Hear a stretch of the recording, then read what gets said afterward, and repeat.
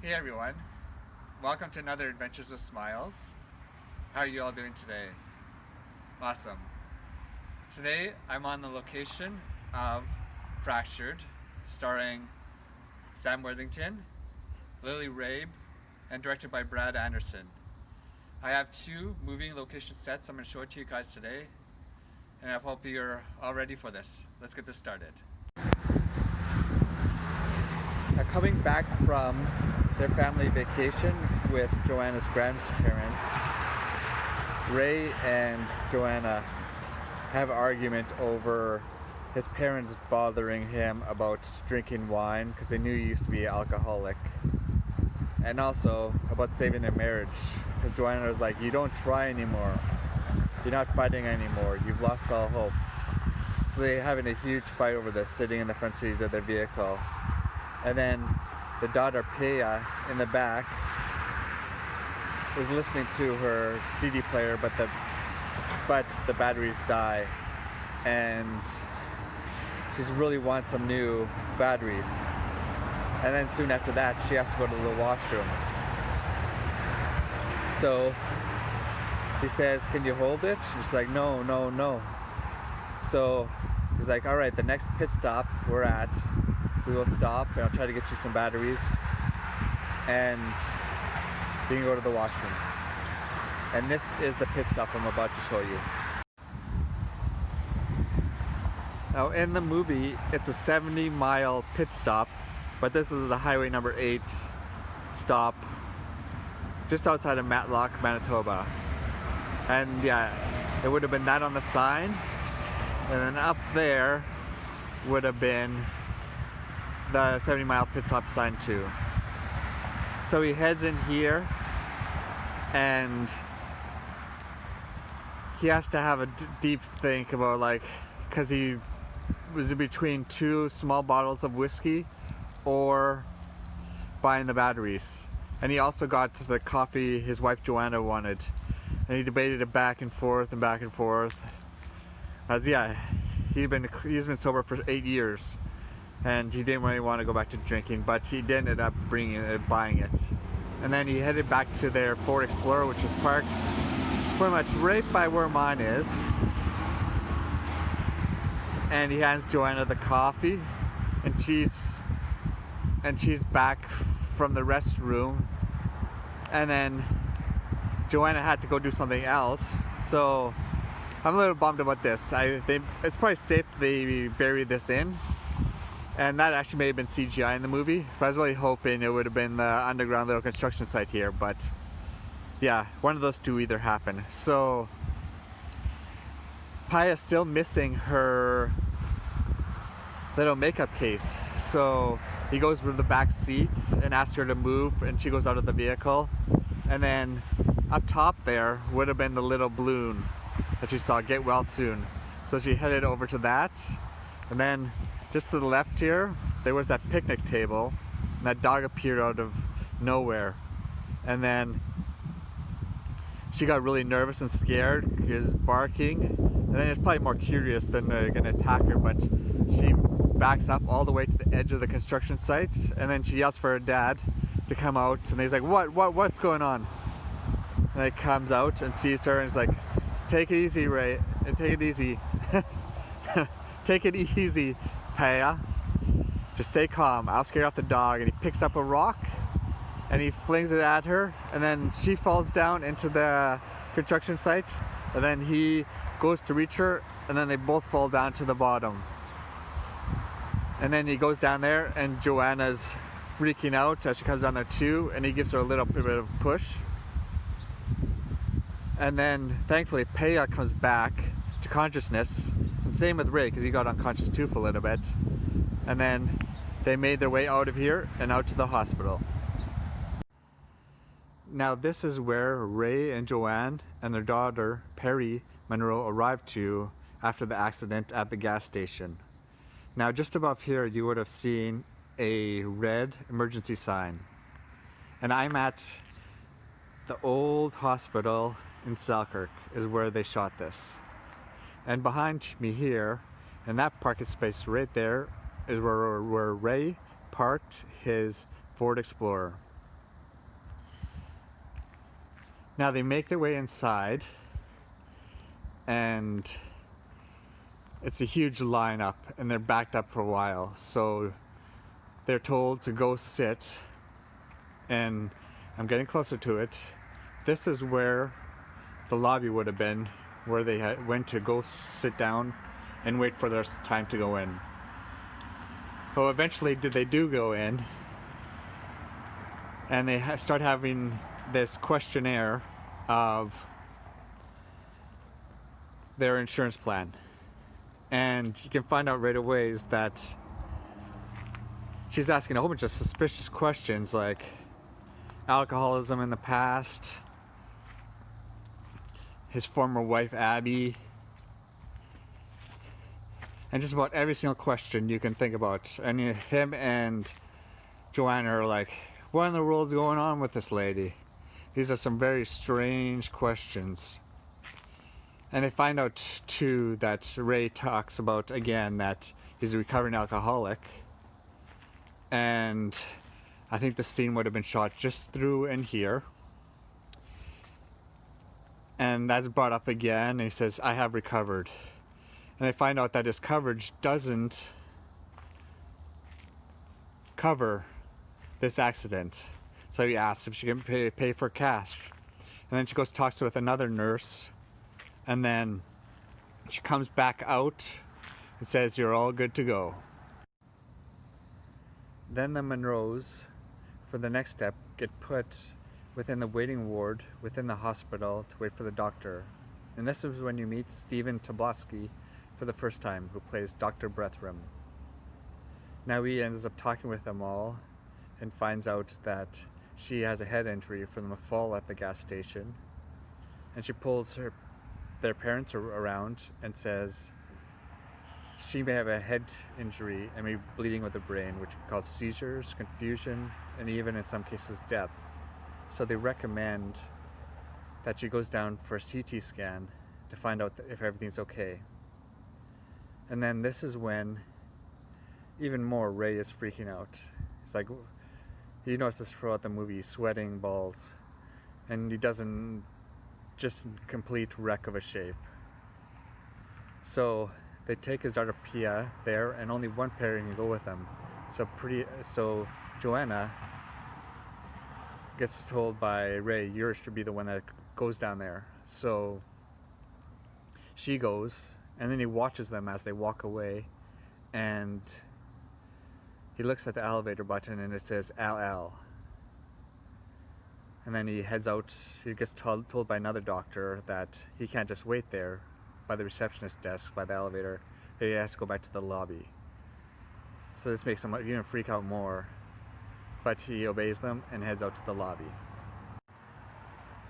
Now I recommend watching this movie a second time, because when you find out at the end what actually all happened, you'd be like, oh, I should have seen that with all the clues. So yeah, watch it a second time, because throughout the movie they definitely tell you what's going to happen, and you find out who you really should have trusted and who you shouldn't have.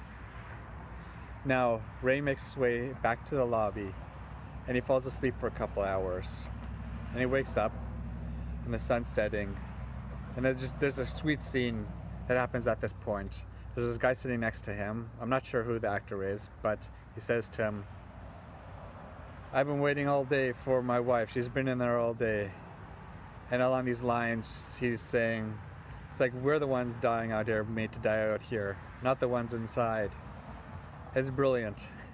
It's just, yeah, it's a brilliant line, and it makes total sense from what I brought up before when you finally watch the full movie. So he wakes up, and he goes to the receptionist to find out what in the world's going on with his daughter and if his wife are still down there too.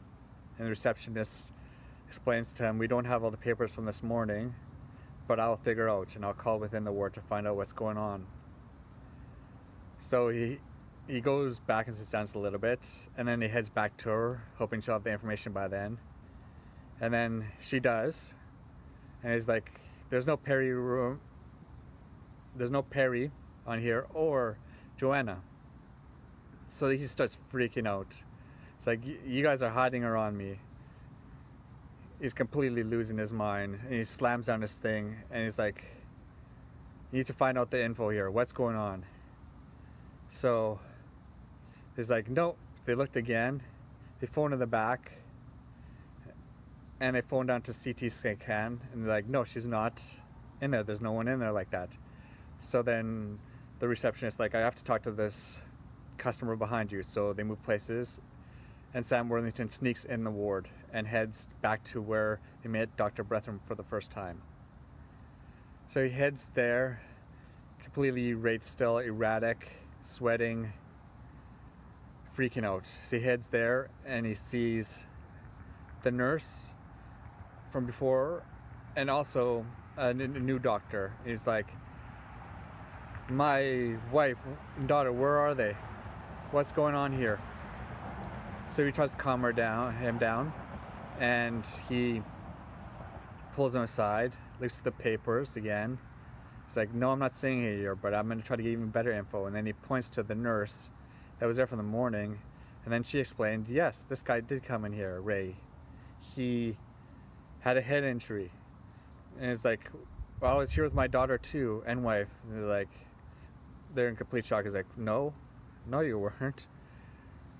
So then he gets completely irate, freaking out, loses his mind, and starts pushing everybody around. And then the security guard comes in, and they held him down, and the nurse grabs some sedation and nails him with a needle, and they lock him up in a room.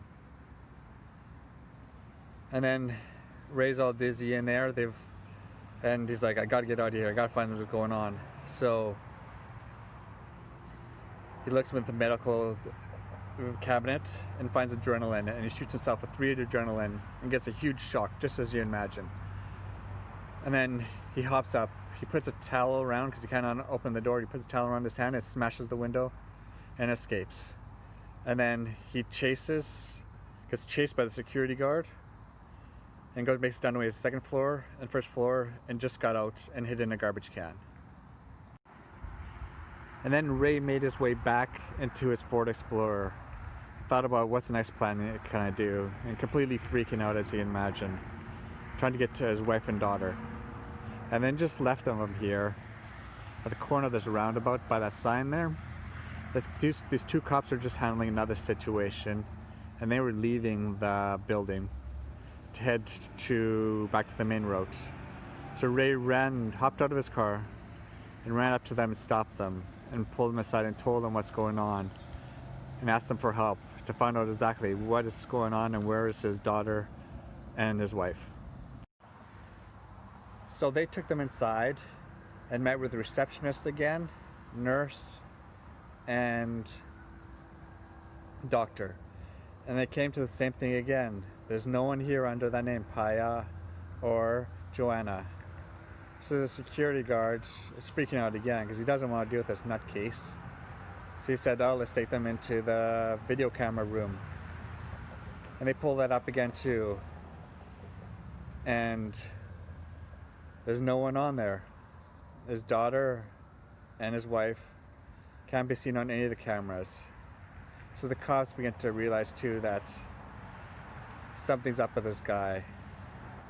So they call in the psychiatrist, and also they called in Dr. Bretham from this morning. And Dr. Bretham, this is a big point too, Dr. Bretham told them that yes, Ray was the only one that came here, and he tried to get him to have a CT scan but refused it, and just told them he wanted to go back to the front lobby to wait for his wife Abby. Now Abby, as tell us too, because you find out from the psychiatrist what exactly happened. Abby had his first wife got in a severe head-on collision and passed away that way. And Ray felt guilty because at the time he was dealing with his alcoholism and he couldn't do anything to save her. So they decided on the end, let's go back to the original site at the gas station to find out what happened and to dig inside his mind to see and to find out if he was the murderer or not. So let's head there now. And also when the cops came in there with him, tried to figure out what's going to happen, and they talked to the doctors and the nurses, they said our CT scans are on the 3rd floor. And Ray's like, no, no, it's on the lower lobby. And he's freaking out on them. It's down there, it's down there. But they take them up to the 3rd floor, and they are there. This is a big point of the movie too. The last CT scan was at 9:27, and they had only come in there in the afternoon. Then Dr. Teresa Ray takes him down into his construction site, and she's nailing him over and over again of like, you made this all up in your mind. There is no dog. You were pissed at your wife over the fight you had. And he's like, yeah. And then you were also angry at your daughter for her missing this stuff. And he's, yes. And then they were just about to arrest him, but then that dog that he did bring up, that canine unit that came with them, their dog started barking at another dog, and then he peered out of nowhere through these bushes here. So then Ray, grabs the cop's gun that's right beside him and gets all of them to throw him their walkie-talkies and guns. And then they head over here.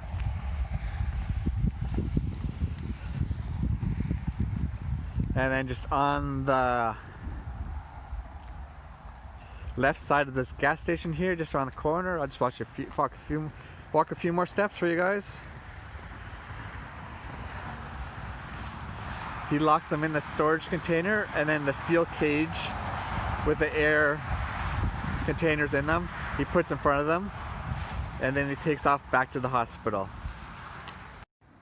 Now, after Ray returned to the hospital, after locking all the cops up in that storage container, you see him come by this garage door where the ambulance park in, and he made his way up the hallway here inside this entrance, and made his way through the hospital to the elevator. And at that point, he realized when he got in the elevator and tried to go to the lower level that he needed a key. So he's slamming his head. It's like, what am I gonna do now? So the door opens and the security guard is right there, and they have a huge fight, and Ray ends up killing him and getting the keys. And he goes down to where he thinks in the lower level where his family is, he thinks, and he heads down there. And what he discovered when he was down there is it is the morgue of the hospital.